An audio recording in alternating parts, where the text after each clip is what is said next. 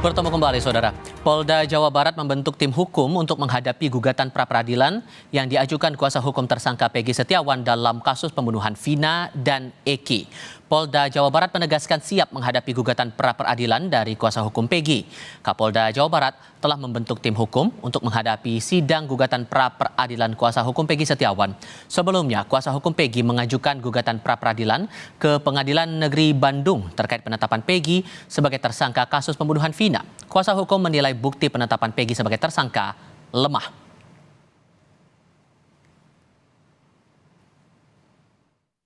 Pra-peradilan.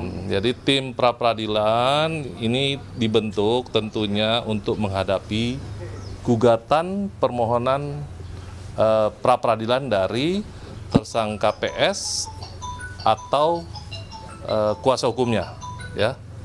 Nah, sejauh ini Bapak Kapolda telah memerintahkan untuk membentuk tim tersebut dan sudah dibentuk. Tentu kami akan menyiapkan terkait gugatan permohonan pra-peradilan yang dilakukan. Tapi sampai saat ini, ya sampai siang hari tadi, kami dari Polda Jabar belum menerima rilas panggilan dari pengadilan. Pengadilan Negeri Bandung telah menerima pengajuan pra-peradilan tersangka Peggy Setiawan, tersangka kasus pembunuhan Vina dan Eki. Sidang perdana pra-peradilan Peggy dijadwalkan berlangsung pada Senin 24 Juni 2024 dengan hakim tunggal. Sidang perdana akan digelar secara terbuka dan berlangsung selama 7 hari.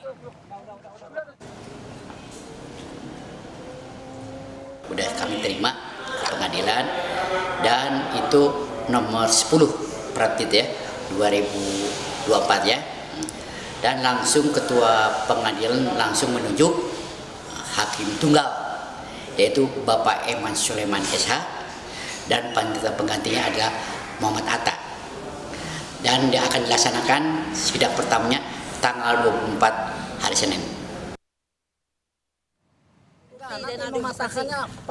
Di sisi lain, kemarin penyidik Ditkrimum Polda Jawa Barat melakukan pemeriksaan tambahan kepada Peggy Setiawan. Dalam pemeriksaan selama 3 jam, Peggy dicecar 28 pertanyaan terkait aktivitasnya di media sosial Facebook. Kuasa hukum Peggy menyebut akun media sosial Facebook milik Peggy disita dan dijadikan alat bukti.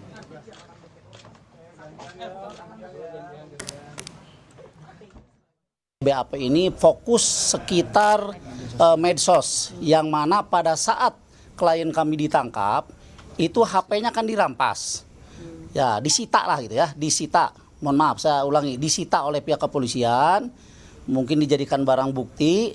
Nah ternyata di dalam HP itu kan ada akun Facebook, yang mana akun Facebook itu adalah milik Peggy Setiawan. Di dalamnya Peggy Setiawan banyak berteman, tetapi ternyata pertemanan itu tidak ada kaitan dengan peristiwa ini. Ada permainan untuk melindungi seseorang atau mendapat bayaran dari seseorang untuk mengaburkan kasus, itu sudah sebenarnya sebuah permainan yang jahat. Kuasa hukum Peggy Setiawan, tersangka yang disebut polisi sebagai otak pembunuhan Vina dan Eki, mendatangi kantor Komisi Yudisial kemarin. Kedatangan tim kuasa hukum untuk meminta Komisi Yudisial turun langsung mengawasi sidang pra-peradilan terhadap Peggy Setiawan agar berjalan adil. Tim kuasa hukum menilai banyak pelanggaran dalam penahanan Peggy di kasus Vina karena alat bukti yang digunakan polisi sebagai penetapan tersangka dinilai kurang kuat.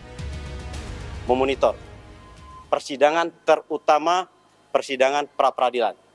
Pra-peradilan telah kami daftarkan kemarin. Dan insya Allah tidak begitu lama lagi akan sidang. Kebetulan sekarang pimpinan daripada Komisi Yudisial sedang keluar daerah semua. Karena dalam rangka seleksi katanya Hakim Agung.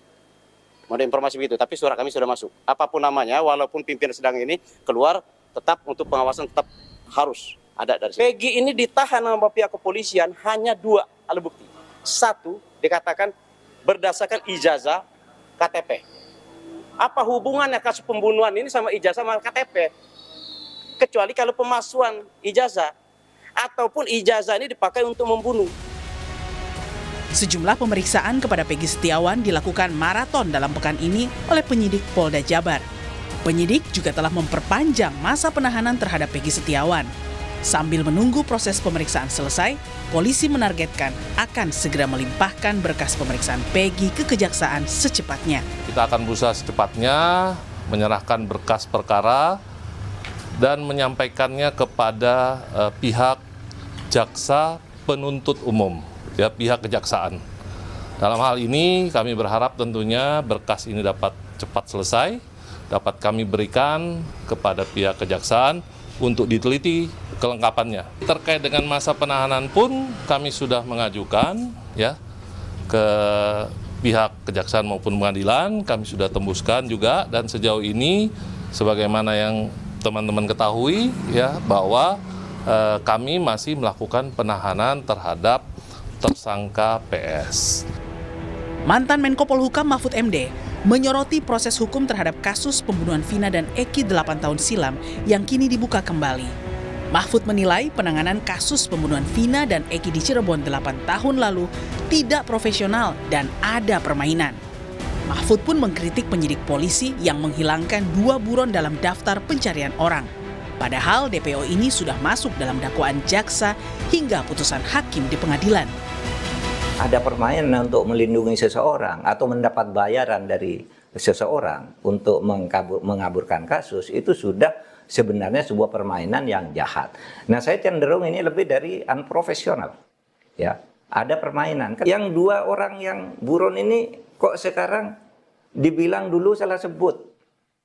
Mana ada orang sudah nyelidiki lama kok salah sebut ketika sebegitu profesional harusnya tiba-tiba alasannya gitu, salah sebut. Salah sebut. Sehingga lalu dianggap tidak ada tuh, hanya satu, hanya Peggy itu pun diragukan. Ini tingkat polisinya nih tidak benar. Bukan soal ini kejahatan.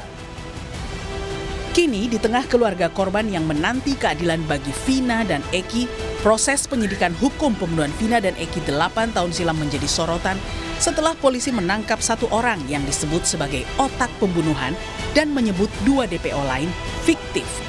Padahal 2 DPO yang hilang juga masuk dalam dakwaan jaksa dan diputuskan hakim dalam persidangan. Tim Liputan, Kompas TV. Saya tidak pernah,